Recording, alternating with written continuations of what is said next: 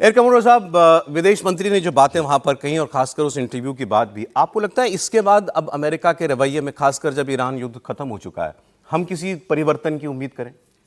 देखिए, अमेरिका ने हमेशा यूज एंड थ्रो की पॉलिसी की है सभी देशों के साथ। ये नहीं है कि इन्होंने सिर्फ की है पाकिस्तान के साथ। अगर आप देखिए, टर्की के साथ पहले F-16 F-35 की डील हुई, लेकिन जैसे ही उन्होंने S-400 खरीदा तो उन्होंने F-35 की डील को कैंसिल कर दिया।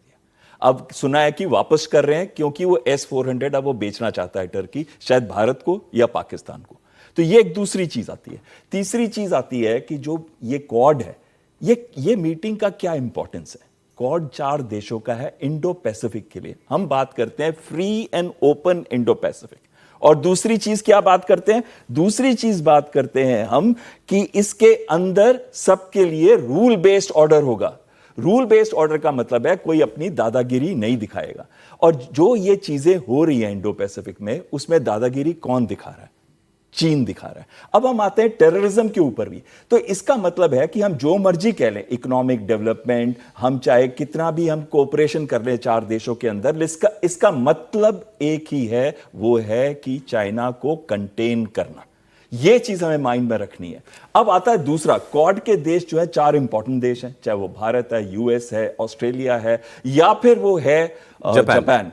तो ये चारों देश जो है बहुत ही की हैं, और ये टॉप 10 वर्ल्ड के इकोनॉमिक कंट्रीज भी हैं। आप देखिए, इकोनॉमिकली भी एडवांस्ड है, टेक्नोलॉजिकली भी एडवांस्ड है, और इन सब के जो रिश्ते हैं चीन के साथ बहुत पुअर हैं। अगर हम जापान को देखें, सेनकाकू आइलैंड्स के साथ उनकी प्रॉब्लम है, और भी बहुत सारे आइलैंड्स पे वो हक जमा रहा है चीन। अगर हम ऑस्ट्रेलिया को देखें तो उनके भी नेबरहुड में, चाहे वो कितने भी आइलैंड टेरिटरीज है, उस पर चीन ने अपना दबदबा बना के रखा हुआ है। सिमिलरली अमेरिका का स्ट्रेटेजिक कॉम्पिटिटर कौन है? वो है चीन। और भारत के अंदर जितने भी टेरर एलिमेंट्स आते हैं या टेररिस्ट अटैक होते हैं, उसके पीछे सिर्फ एक ही हाथ है, वो है पाकिस्तान। पर पाकिस्तान के साथ कौन है?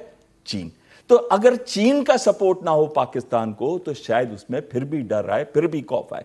तो कहीं ना कहीं भारत एक अब इंपॉर्टेंट प्लेयर निकल के आ रहा है वर्ल्ड के अंदर। जब आप कहते हैं कि आप बड़ी जल्दी तीसरी विश्व की इकॉनमी बनने जा रहे हैं और जर्मनी को भी हटा देंगे अपने रास्ते से, तो कहीं ना कहीं अमेरिका के लिए भारत बहुत इंपॉर्टेंट बन जाता है।